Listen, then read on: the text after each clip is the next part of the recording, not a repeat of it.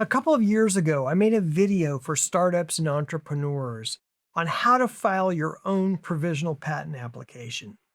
The video was super popular, and just from the feedback, I know I probably had several thousand people who used my video to file their own provisional patent applications. One of the problems, though, of making a video that gives step-by-step instructions on how to use a specific platform is that it's easier to change the platform than it is to change the video, especially on YouTube, where the videos can't be edited unless they're taken down and reposted.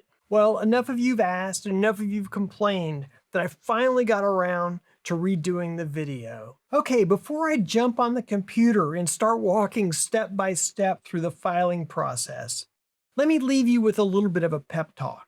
I believe that filing your own provisional patent application is something that you can do. It's very satisfying to file your own, to file it yourself, and at the end of the process, get that receipt back that says you're patent pending and that you're an inventor. But it's not unlike changing the oil on your own car. It can be a little messy. Sometimes stuff just comes up, like the drain plug gets stuck and you can't get it out. And it takes a little bit of patience to work your way through it. Well, filing a provisional patent application is like that. If this happens to you, I'll leave contact information in the description section below to the help desk for the patent office. Give them a call or send them an email message. Usually they can help. And if the drain plug really gets stuck, or you just decide life's too short to get covered by oil, you can always reach out to a patent attorney in your area. And of course, drop me an email at the email address below if you'd like to contact me. We'd love to help you as well. Okay, enough of the advertorial. Let me show you now how to do it yourself. Before we get into the procedural part of filing a patent application using the Patent Center, let's take a look at the sample provisional patent application that we're going to be filing. The title is Systems and Methods for Detecting and Removing Jitter from a Video. Now, this is a pretty simple invention, but the idea is that if you're hand-holding a movie camera or a video camera, there's a tendency for the camera to shake. And so we want to use some digital signal processing techniques to remove the jitter or the shake from the video. And that's what this invention is about. Now, there may not be enough detail in this application to actually enable one of ordinary skill in the art to practice the invention. But the idea here is just to give us an example document that we can use to file an application, a provisional patent application, using the Patent Center. Now, this particular patent application consists of 10 pages. There are 5 pages of specifications. There is a patent claim. Now, a patent claim is not required for provisional patent application, but I do like to include a claim so that a year from now, when I go back and convert the provisional application to a non-provisional application, I'll have some better understanding of what I intended the original invention to be. Now, in addition to the 5 pages of specification and claims, I've included 5 pages of figures. And so that's pages 6 through 10 consist of figures in the invention. Okay, now that we've taken a look at the patent application that we're going to be filing, let's jump over to the USPTO website to get this application, this provisional patent application, actually filed. So into your browser, type the address patentcenter.uspto.gov, and that will take you to the Patent Center website. Now, I want to add here that I'll be using the Apple Safari browser. That's the browser that comes with Apple computers. However, in the past, I have had problems with the Apple Safari browser in some of the patent office functionality. And when that happens, I've found that Firefox or Chrome typically will work well. I know that this was an issue when the Patent Center first launched its website some years ago. Now, when we land on the USPTO Patent Center webpage, we note that this is a sign-in page. And this leads us to probably the most complex part of filing a provisional patent application. Prior to September 2025, it was possible to register as a guest and file your provisional patent application as a guest user.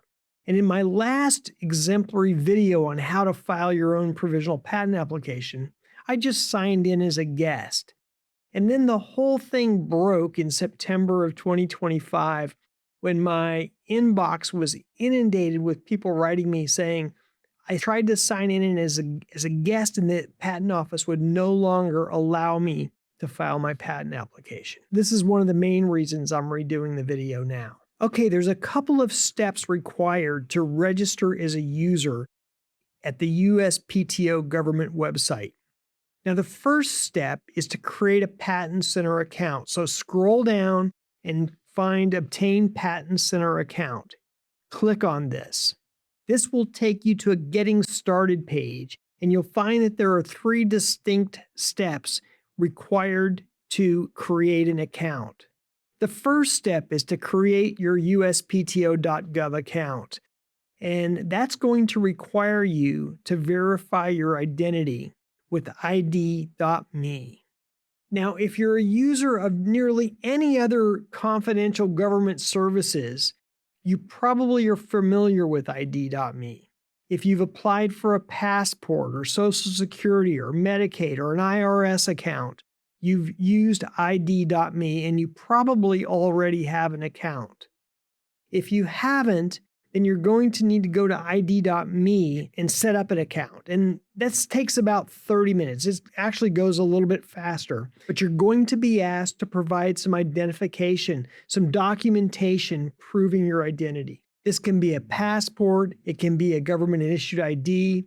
In some cases, it will take bank statements that are mailed to your address. There's a variety of different options, and so you'll just need to go through the options at ID.me and figure out how you can create identity verification. Okay, once that's complete, then you can go back to the Patent Center and you self-enroll in an account.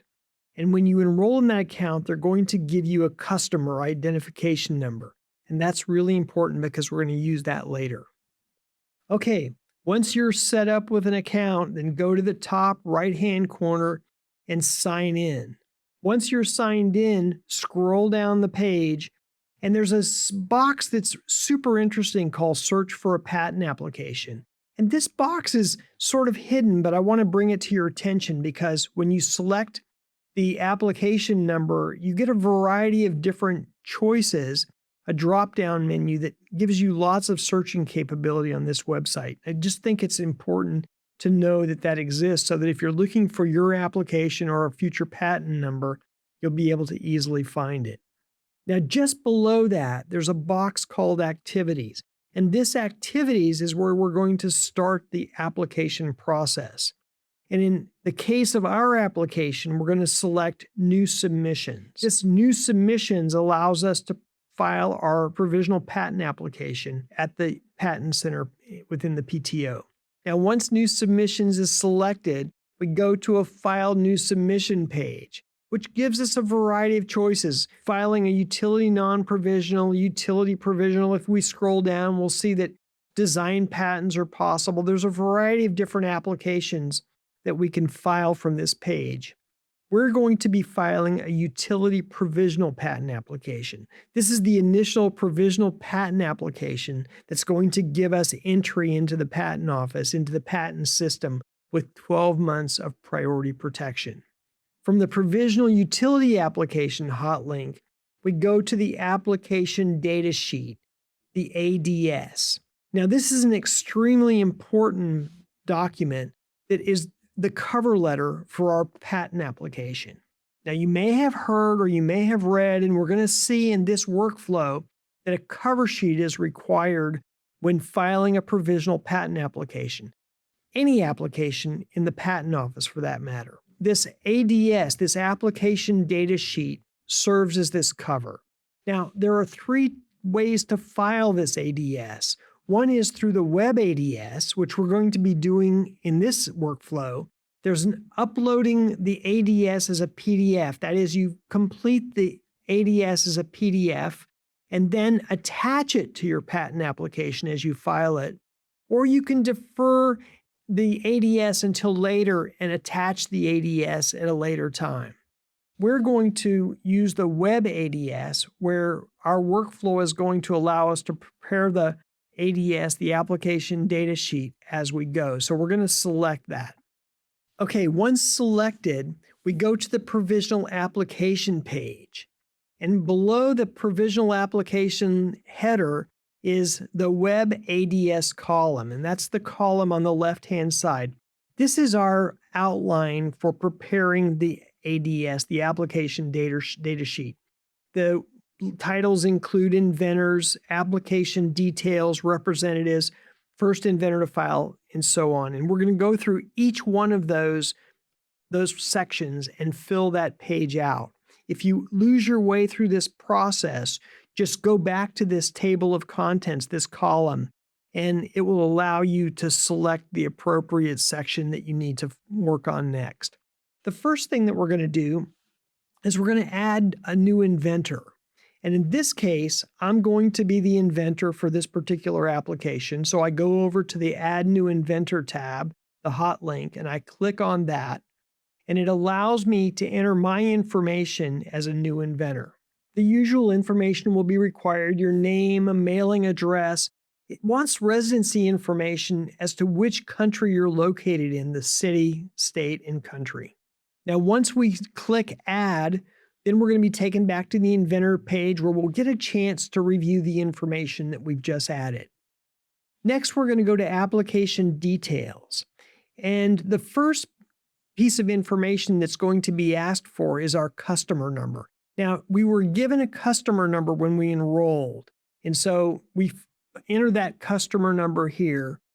Or in my case, I'm going to enter a physical address, because rather than use a customer number, I'm actually going to use my patent attorney registration number in order to access or to file this application. I'm going to add my correspondence information, including my address, my physical address, my phone number, and my email address. It's then going to ask me for the application information, the title of the invention, which I'm going to type in: Systems and Method for Detecting and Removing Jitter from Video. It's going to next ask me for entity status. And by the way, you can skip attorney docket number. If you're an attorney and you have lots of clients, you can enter a docket number there. Under entity status, note that I've entered this as a small entity. Now, you can also claim microentity status, but microentity status for purposes of this checkbox is a subset of small entity. So if you're a microentity, you would enter small entity here, and we'll have a chance later to claim microentity status when we pay. Now, the application type is a provisional application. It's a utility application. This is pre-filled in. And then I have the option of entering the number of drawing sheets. Now, I'm going to leave this blank because this will be calculated for me later. There's another box below called Filing by Reference. And if this is a provisional patent application, we don't check this box because this box does not apply. This relates to applications that were filed previously for which this current application is claiming reference. And since this is a brand new application with a specification and set of drawings, there's no reference to prior applications. We don't check this box. Now, we can click Next Section. Otherwise, if you can always go back to the table of contents, the selection box, the left-hand column, and jump to the next section there. But in this case, we're going to go to Next Section, which is Representatives. Now, there are a couple of sections that we're not going to be filling out on the web ADS form. One of those is representatives. Now, I'm going to fill out the representatives forms because I'm an attorney and I'm using my registration number rather than the customer number to register this application. In this case, I'm going to add my practitioner number and type it in the box below that pops up. And then once that's done, I'm going to go to Next Section, which is the first inventor to file. Now, the first inventor to file section, this particular section doesn't relate to provisional patent applications, but rather for utility patent applications that claim reference to another application that was filed prior to 2013. So we can select next section and go on to authorization to permit access. The authorization to permit access can be skipped when filing a provisional patent application because this relates to access granted to non-provisional patent applications by foreign entities. Now, the question comes up, well, why do they have all this extraneous stuff in the ADS section? And the reason for that is that the application data sheet, the same data sheet, is used both for provisional patent applications and utility applications, non-provisional utility applications. And thus, there are some extra sections that are contained in the ADS, which are only used by non-provisional applications. And this is one of those sections. The applicant information section is generally not used in provisional patent applications, but it might be used when you're filing a patent application on behalf of someone who is deceased. Or, for example, if you're filing a patent application, a provisional patent application for which you have been assigned rights by the true inventor, by the original inventor. In those cases, you might be the applicant and not the true inventor, and you'd fill this section out. Otherwise, you can skip this. The assignee information section is used to collect the name of the assignee for the patent application for purposes of listing it on a published document, such as the publication of the patent application or the actual published issued patent. The provisional patent application is never published, so the assignee information here is not required. The next section is the summary of your ADS, of your application data sheet. It contains all of the application information that you've entered so far. So you'll want to go through this carefully and just make sure that everything is correct, especially your contact information, because this is how the patent office is going to reach out to you to contact you with a receipt, and also if there are questions that relate to your application. If everything's okay, we'll go to the next section, which is the signature page. The signature page is super easy to miss, so we're going to want to make sure that we take care in going through this. The patent application cannot be filed unless your application data sheet has been signed. We sign the document by entering our full legal name between two forward slashes. I got the name of these slashes wrong in my last video. I called them backward slashes, and I very helpfully had a number of people reach out to me and say, hey, John, you screwed up the names of your slashes. These, I think, are called forward slashes. It's forward slash your name followed by a trailing forward slash. That's how we sign the document. If there are multiple inventors on this application, then you can add more signatures. Okay, once the application data sheet is completed, then we can go to the actual uploading of the patent application documents.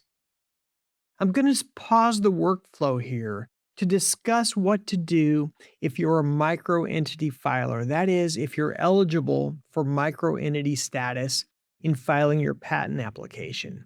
This is very poorly described on this Patent Center website, and it's important, it's essential that if you are a microentity filer, that you include a form called the SB 15A, which is a declaration of your microentity status. Now, there are some variations on the SB 15A. For example, if you're working for a university or if you're an educator in a higher education institution, then you're eligible to file an SB 15B, which is a different form. And I'm not going to go through that in this video. But if you are a microentity filer, you need to fill out and upload an SB 15 document into this section along with your patent application. I'm going to show you how to do that here. If you're not a microentity filer, then you can skip this section and go directly to the part where I'm uploading the patent application specification. Okay, the first challenge in filling out the SB 15A form is to find it. And the easiest way to do that is to type USPTO SB15A into your website browser, and it should take you to the form at the USPTO website. And the second easiest way is to go down into the description and copy the link. I'll paste the link for the SB15A form into the description. Once you find the SB15A form, filling it out is pretty simple. First of all, go up to the top right-hand corner and make sure, in fact, that you are filling out the SB15A. And it should say PTO/SB/15A. And there will be a date in parentheses. And in this particular case, this form was updated in July of 2014. The title is Certification of Microentity Status, Gross Income Basis. The first entry box is to fill out the application number or control number. If this is a new provisional patent application, then this remains blank. If you fail to submit this and you've been asked by the Patent Office to go back and submit an SB15A, then you type in the application number here. And that's the application number that you got when you filed the provisional patent application. Next, enter the name of the first named inventor. In this case, that's me. Title of the invention, I've typed that in. The applicant hereby certifies the following. Now, this is a declaration under penalty of perjury, so you want to be very careful about this. The declarations are this: that the applicant qualifies as a small entity as defined by 37 CFR 1.27. The application filing limit: you're entitled to file as a microentity so long as you haven't filed more than 4 U.S. non-provisional patent applications previously. Provisional patent applications do not count against this limit of 4 previously filed non-provisional patent applications. Okay, the next requirement, number 3, is the gross income limit on the applicant.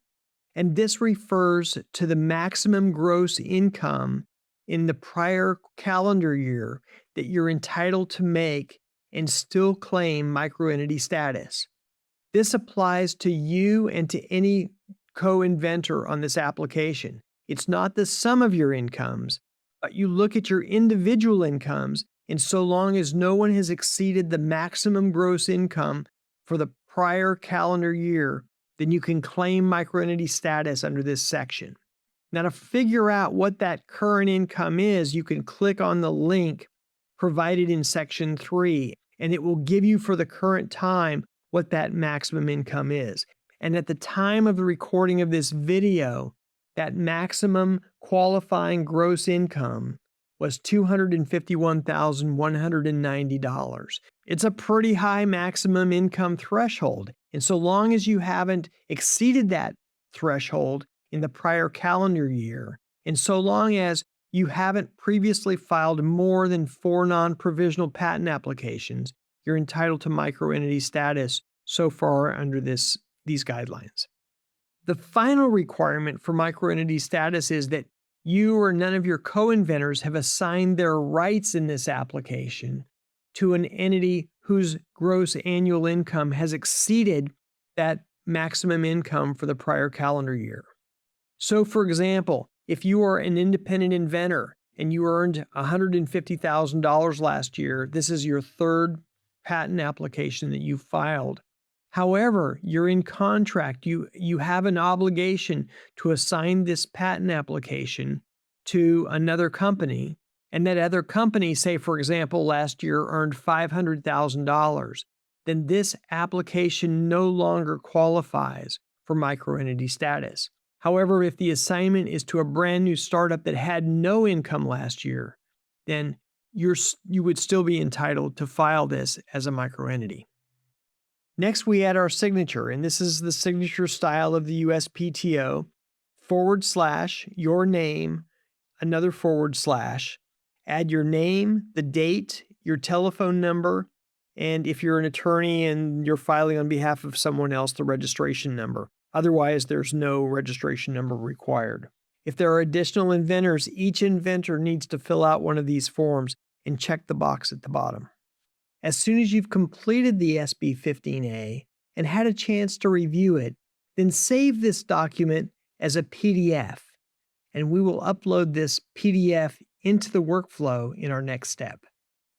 The uploading itself is pretty simple, but it can be a little finicky here. And so we'll need to be patient, and you may need to do this a couple of times to get it right.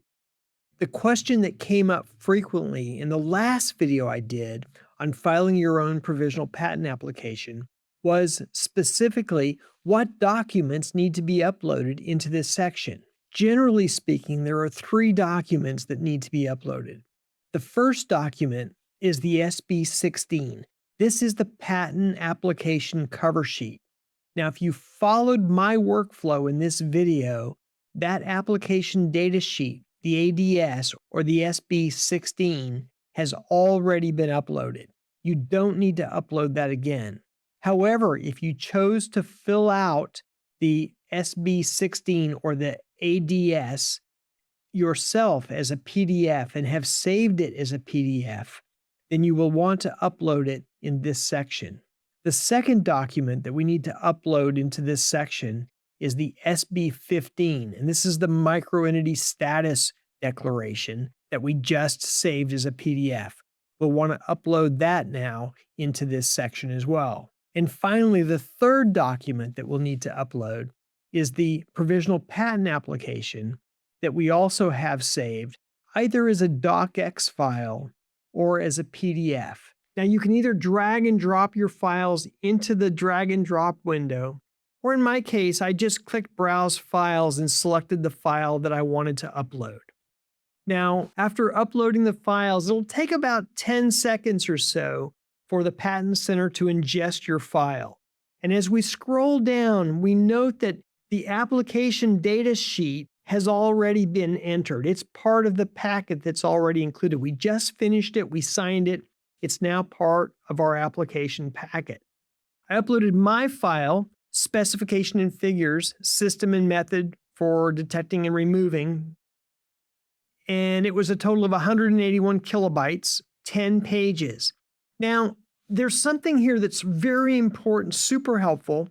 There's a line called View Feedback Document. Now, it may well be that you upload a docx file and there are errors in the docx formatting. For example, when I initially uploaded my document, I was using the Palantino font for my footers in the document. And it turns out that the Patent Office does not allow Palantino. I think I changed it to New Times Roman and it took it just fine, but it didn't like the Palantino font. The View Feedback document is very helpful because if there are problems in the document, it'll help you find these very quickly. And I know that document errors are very common just based on the feedback I got in the comment section for my last video. And just by viewing the feedback document here, it's pretty easy to decode what the errors are and how to fix them. So if you have trouble uploading, check the View Feedback document. Now I have a message here that all of my artifacts, smart art, drawings, charts, etc. have been replaced with images. So my figures have been replaced with images. And there were some bookmarks that were found in my document. And these bookmarks were for my own use. But the Patent Center has removed the bookmarks for purposes of the document it's uploaded. Now, what's interesting is that the Patent Center software has parsed this particular application and noticed that there's a specification section, there's a claims section, and that there are drawings in this application. Now, once successfully uploaded, we can click Continue and go to the next section. Now, once the application is uploaded, we go to the fee calculation section. And this is where we determine what fees are appropriate for us. There are regular fees. These are undiscounted fees. And these are for large entities, sometimes called large entity fees, for businesses and organizations that have more than 500 employees. Or, as we discussed before, if you satisfy the requirements for microentity status, you can also check the microentity status box. But remember that if you do file and pay as a microentity, you have to upload the SB15 form in the upload section that we just completed. Because I'm filing this as part of my law firm, and our law firm does not qualify as a microentity status, I'm going to be checking the small entity status box, and I did not upload an SB 15 form. In the next box, we enter the number of pages in the specification, including tables and drawings. So we'll recall that there are 10 pages in the specification and drawings that I uploaded. Now, the next sections is petitions. It wants us to check the box if we're filing any petitions as part of this application. And with rare exceptions, there are no petitions with a provisional patent application. An example of a petition that could be filed rarely is a request for the change of inventorship or petition for an addition of information that wasn't properly included in the provisional filing. It's really possible to petition just about anything. However, the petition section is primarily intended for the use in non-provisional patent applications. If we've left the name of an inventor off or there's some other informality with respect to our provisional patent applications, there are other ways to fix that. So the petition generally is some problem that occurred with a non-provisional patent application. Okay, then we hit continue. Next is the calculation of fees. It is possible to skip the fee payment for now and have them send you a bill. But if you miss the invoice or for some reason they don't have the right mailing address, then your provisional patent application could fail, could be kicked out for failure to pay the fee. So it's really more convenient now to pay the fee and just be done with it. In this case, I'm going to check the box for a provisional patent filing, recall using small entity status, and the amount that I pay, at least as of the time of this video, is $130. Now, if I check the box, the prior box as a microentity, if I was able to claim microentity status, then the amount would be $65. That would be the amount that I owe the patent office, is $65. However, as a small entity rather than a microentity, the amount I owe is $130. Total fees that I owe, $130. And I press continue. Now I have one last chance to review my application before I submit the application to the patent office and pay the fees. I'll want to go through this application carefully, especially the mailing address, and to make sure that I've got all of the information uploaded in my application that I want. It's very easy to forget figures, for example, and we'll just want to make sure that all the information that we expect to be in the patent application has been submitted. If everything looks right and our fees look right, then we press submit. Okay, once you press submit, this is where you should hit the pause button, because the patent office is going to send you an electronic acknowledgement receipt. And it's incredibly important that you save this. I cannot tell you the number of people who've watched my videos and have forgotten to save this receipt and are trying to get information on their filed provisional patent application. I suggest you save this in at least 2 different ways. Click the disk icon, upload this as a file somewhere to your hard drive.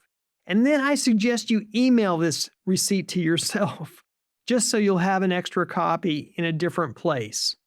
This receipt contains your important application number, the confirmation number of your filing, your patent center number, and importantly, the date and time on which your application was filed.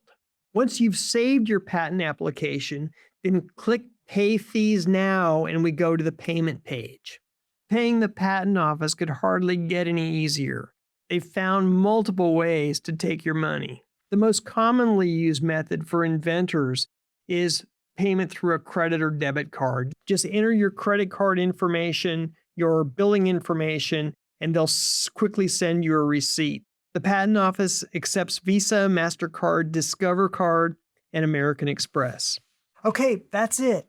Follow the steps in this video and you can file your own provisional patent application. If you'd like a free copy of the patent application that I filed in this video, including a template on how to prepare your own patent application, you can download it for free in the description section below. Also, I've written a book on how to prepare and file your own provisional patent application. The book's called Patent Pending. It's available on Amazon in paperback. And the book has lots of QR codes that you can click on to follow videos on the content within the book. So if you're not a big reader, but instead more of a visual learner, you can just follow and click on the QR codes on your smartphone and be able to follow the book that way. Just watch the contents of the book. The book, again, is available on Amazon. It's also available on Kindle. And if you have a Kindle Unlimited subscription, at least the last time I checked, Amazon was giving the book away for free. Thanks, Jeff. Okay, that's really all I have to say about filing your own provisional patent application using the USPTO.gov Patent Center website. If your company needs help with its patent portfolio or its patent strategy or filing its own patent applications, I'd love to hear from you. You can reach out to me at the email address below. In the meantime, thank you so much for watching my video. It's so great to have you here. I'm looking forward to seeing you on the next one.